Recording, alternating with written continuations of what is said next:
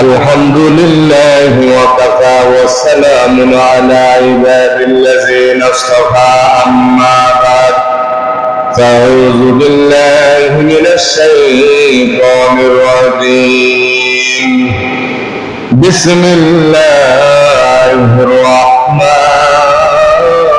الرحيم لإيلاف قريش إيلافهم رحلة الشتاء والصيف فليعبدوا رب هذا البيت الذي أطعمهم من جوع وآمنهم من خوف.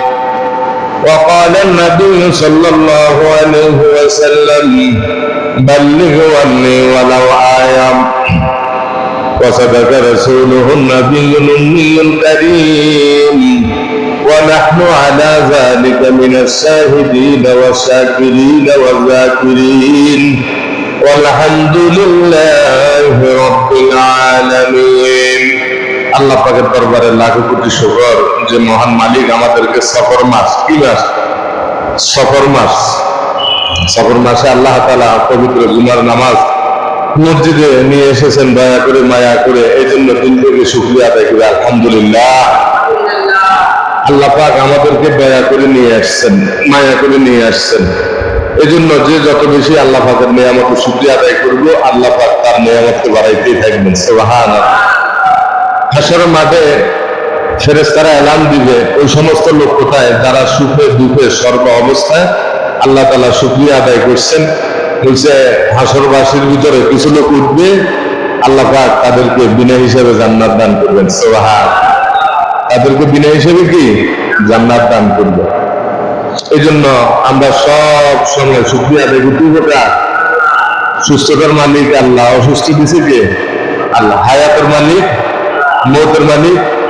এখন হায়াত যখন দিছে তখন সুস্থতা আদায় করি, আর যখন মৌত হয়ে যায় তখন আলহামদুলিল্লাহ মুখে আসে না, আর যখন অসুবিধা হয় তখন মুখের মধ্যে আলহামদুলিল্লাহ আসে না। এটা হলো ইমানি পরীক্ষা। কি পরীক্ষা? ইমানি পরীক্ষা। এই জন্য সর্ব অবস্থায় যেন আমরা আল্লাহ তাআলার শুকরিয়া আদায় করতে পারি। বলেন না সুবহানাল্লাহ। আল্লাহ রাব্বুল আলামিন বলেন লাইন শাকারতুম লাযীদান্নাকুম ওয়া লাইন কাফারতুম ইন্না আযাবি লাশাদীদ। আমার আল্লাহ রাব্বুল আলামিন হিফজুল কুরআন শরীফের মধ্যে বলেন লাইন শাকারতুম লাযীদান্নাকুম। ও দুনিয়ার মানুষ, আল্লাহর গোলাম, নবীর উম্মতের দল, তোমরা যদি আমি আল্লাহ রাব্বুল আলামিনের নিয়ামতের শুকরিয়া আদায় করো, ওয়ালা ইন কাফারতুম, আমি আল্লাহ রাব্বুল আলামিন তোমাদের নিয়ামতকে বাড়াইতেই থাকবো। সুবহান। আর যদি নিয়ামতের শুকরিয়া আদায় না করো, আমি আল্লাহ রাব্বুল আলামিন তোমাদের নিয়ামতকে ছিনাই নিব। শুধু তাই নয়, ইন্না আযাবি লাশাদীদ, আমি আল্লাহ রাব্বুল আলামিনের আযাব বড় শক্ত আযাব। সুবহানাল্লাহ। আল্লাহ ঘরে ঘরে না, আল্লাহ ঘরে না। দুনিয়ার মানুষ, তোমরা চেয়ে দেখো, তোমার সাথে একসাথে এক বান্দা চলে, তার দুইটা হাত আছে, তোমার দুইটা হাত আছে, আবার তার দুইটা চক্ষুর ভিতরে একটা চোখ নাই, তোমার দুটা চোখ সুস্থ রাখছে কে? একই মানুষ জমিনের মধ্যে আছে, দুটা পা আছে, আরেকজনের আরেকটা পা নাই। আবার এমনও দেখা যায় জমিনের দিকে তাকাইলে দুটা পাও নাই, এরকম লোক আছে কিনা নাই? তাহলে দেখেন এই অবস্থা, যিনি আমাদেরকে এত নিয়ামতের মধ্যে আল্লাহ রাব্বুল আলামিন ডুবে রাখছেন, তাই আল্লাহ রাব্বুল আলামিনের শুকরিয়া করে সরে আদায় করি আলহামদুলিল্লাহ। সর্ব অবস্থায় যদি আমরা নিয়ামতের শুকরিয়া আদায় করি, আমরা কখনো নিয়ামত শেষ হবে না। মাছ যেরকম পানির ভিতরে থাকে, ডাইনেও পানি, বামেও পানি, সামনেও পানি, উপরেও পানি, সব অবস্থায় পানি। পানি আর পানি ছাড়া যেরকম মাছ বাঁচতে পারে না, অনুরূপ ভাবে আল্লাহর জমিনের মধ্যে আমরা যে আল্লাহ রাব্বুল আলামিন আমাদেরকে পাঠাইলেন, মুসলমান করে জমিনের মধ্যে পাঠাইলেন, সকলে আমরা কালেমা পড়ছি লা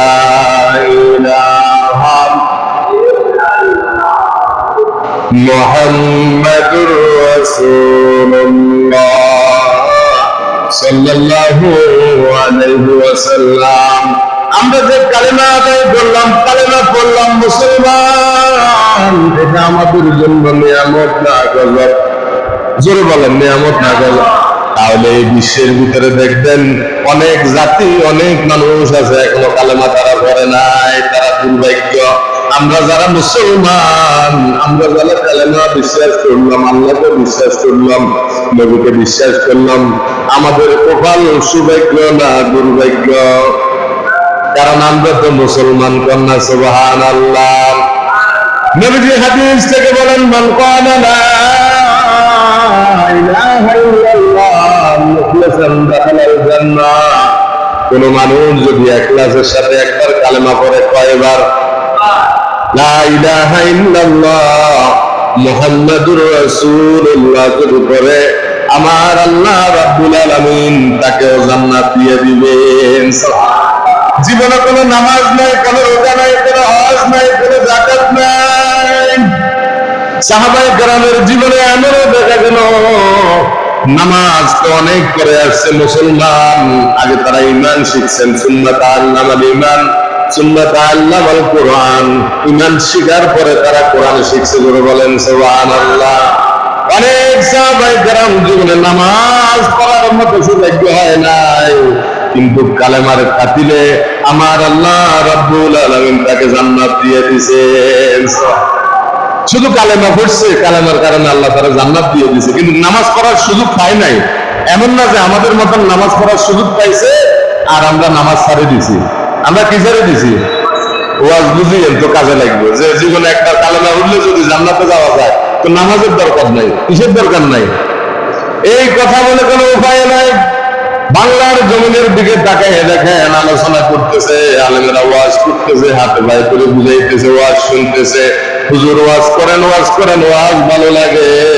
নামাজের কথা বলিয়েন না, ফজরের নামাজের কথা বলিয়েন না, কারণ ফজরের নামাজ পড়তে হলে কষ্ট লাগে। কি লাগে? এই কষ্টের বিনিময় আমার আল্লাহ বান্দা বান্দিকে জান্নাত দিয়ে দিবেন। আমার আল্লাহ বলেন, বান্দা রাত্রে তোমাকে ঘুম দেওয়ার জন্য দিলাম, ঘুমটা তোমাদের জন্য নিয়ামত। এই ঘুমটা যাওয়ার পরে আবার যখন রাত্রে শোবে সাদেকের আগে যখন ফজরের আজান দিবে, তোমরা তাড়াতাড়ি ঘুম ছেড়ে দিও। আর যদি ঘুমকে দূর করে দিয়ে সুন্দর করে ঠান্ডা পানি দিয়ে ওযু করে মসজিদে আসি, আল্লাহর কদম মোবারকে সিজদা দাও, আমি আল্লাহ বলে দিলাম এই নামাজ তোমাকে জান্নাতে নিয়ে যাবে। সুবহানাল্লাহ। তাহলে চিন্তা করেন মুসলমান, অনেকে আজান শোনার পরও মসজিদে আসে না, এরকম লোক আছে কিনা? নাই। মসজিদে আসে না, নামাজ পড়ে না। অনেক মা বোন আছে যারা আজান শোনার পরও ঘুমের মধ্যে ব্যস্ত থাকেন। চিন্তা করেন, এই যে আজান দেওয়া হইতেছে, এটা কোনো দুনিয়ার কোনো মানুষের আদেশ না, একমাত্র রব্বুল আলামিনের আদেশ। তাহলে আল্লাহর আদেশ যদি আপনি পালন করেন, আল্লাহ পুরস্কার কম দিবে না বেশি দিবে? তাহলে এরপরে ফজরের নামাজ থেকে জোহরের নামাজ পর্যন্ত হাদিসের মধ্যে আসছে, জোহরের নামাজ পর্যন্ত তোমাকে বান্দা আমি সময় দিয়ে দিলাম, এই সময়টা তুমি তোমার হালাল রুজি ইনকাম করার জন্য দৌড়াইতে থাকো। হালাল রুজি ইনকাম করার জন্য যাইতে থাকো। আর যখন জোহরের সময় হয়ে যাবে, মসজিদ মিনারা থেকে যখন আযান আসবে, আল্লাহু আকবার বলেন, আল্লাহু আকবার, আল্লাহু আকবার, আল্লাহু আকবার। সুবহানাল্লাহ। আল্লাহ রাব্বুল আলামিনের সাজাদাত দেওয়া হয়। আল্লাহু আকবার বলে যখন বান্দা যখন মসজিদের মিনার থেকে মুয়াজ্জিন আযান দেয়, ওই আযানের ডাকের মধ্যে তুমি সাড়া দাও, তোমার কাজটাকে স্টপ করে দাও। কাজটাকে যদি বন্ধ করে দাও, 10 মিনিট আধা ঘন্টা যদি কাজটাকে বন্ধ রাখো, জোহরের নামাজ যদি তুমি জামাতের সাথে পড়তে থাকো, আমি আল্লাহ ওয়াদা করলাম তোমার যে 10 থেকে 20 মিনিট নামাজ আদায় করলা, যে সময়টা লস করলা, কিন্তু বান্দা বুঝিয়া রাখো এই সময়টা তোমার লস হয় নাই, আমি আল্লাহ রাব্বুল আলামিন 3 ডবল বরকত দিয়ে দিব। সুবহানাল্লাহ। আর যোহর নামাজ পর্যন্ত, ফজরের নামাজ থেকে যোহর পর্যন্ত অনেক একটা লম্বা সময় গ্যাপ থাকে কি থাকে না? কয় ঘন্টা? কমসে যোহর পর্যন্ত অনেক সময়, 7টা 6টা 7টা 8টা 9টা 10টা 11টা 12টা এরকম ভাবে 5-6 ঘন্টা আমাদের জীবনের ভিতরে আমরা চলতে গেলে বলেন আমাদের গুনাহ হয় কি হয় না?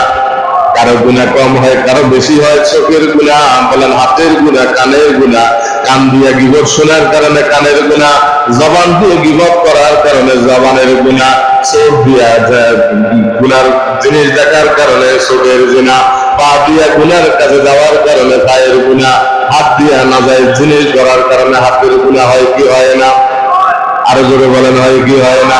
তাহলে চিন্তা করেন, আমার আল্লাহ রাব্বুল আলামিন বলেন, নবীজি 1000 বছর আগে বলে দিয়েছেন, বান্দা ফজর থেকে যোহর নামাজ পর্যন্ত তোমার যতগুলো সগীরা গুনাহ, কি গুনাহ?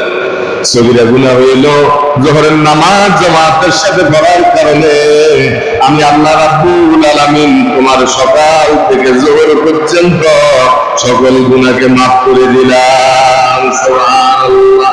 এরপরে যোহরের নামাজ থেকে আসর পর্যন্ত একটা সময় গ্যাপ আছে, ওই গ্যাপের ভিতরে বান্দা যত গুনাহ করে, বলছে কবিরা গুনাহ ছাড়া মুফাসসিরিন কিরাম বলেন ওই সগীরা গুনাহকে আল্লাহ রাব্বুল আলামিন আসরের নামাজের দ্বারা মাফ করে দেয়।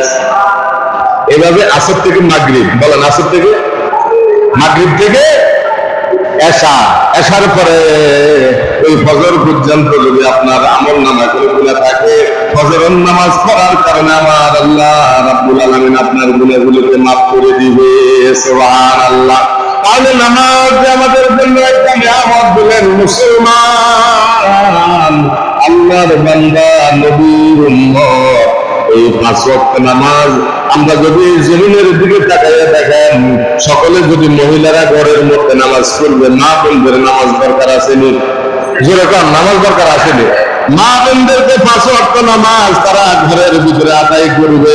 যোহরের নামাজ, ফজরের নামাজ, আসরের নামাজ, মাগরিবের নামাজ, এশার নামাজ পর্দার আড়ালের সাথে একটা কামরার ভিতরে যদি তারা নামাজ আদায় করে, আমার আল্লাহ রাব্বুল আলামিন 50 ওয়াক্ত নামাজের সওয়াব তাদের আমলনামায় লিখে দিবে। হাদিসের মধ্যে আছে একটা পুরুষ বৃষ্টিতে ভিজে ভিজে জামাতের মধ্যে নামাজ পড়তে হবে, নামাজ পড়া ফরজ, জামাতের সাথে নামাজ পড়াও ফরজ। বলেন জামাতের সাথে নামাজ পড়া কি? এই জামাতের সাথে নামাজ পড়ার জন্য পুরুষেরা আমরা বৃষ্টিতে ভিজে আসি কি আসি না?